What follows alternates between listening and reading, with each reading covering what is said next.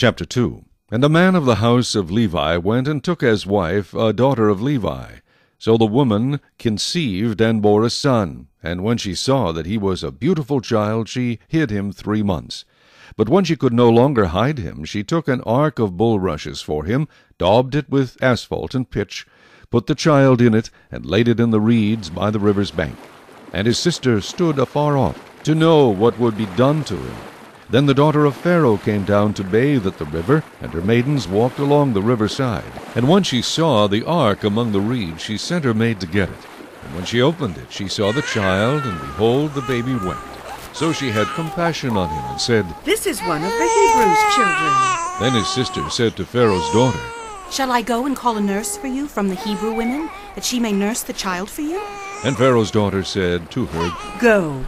So the maiden went and called the child's mother. Then Pharaoh's daughter said to her, "Take this child away and nurse him for me, and I will give you your wages." So the woman took the child and nursed him. And the child grew, and she brought him to Pharaoh's daughter, and he became her son. So she called his name Moses, saying, "Because I drew him out of the water." Now it came to pass in those days, when Moses was grown, that he went out to his brethren, and looked at their burdens. And he saw an Egyptian beating a Hebrew, one of his brethren. So he looked this way and that way, and when he saw no one, he killed the Egyptian, and hid him in the sand. And when he went out the second day, behold, 2 Hebrew men were fighting. And he said to the one who did the wrong, "Why are you striking your companion?" Then he said, "Who made you a prince and judge over us?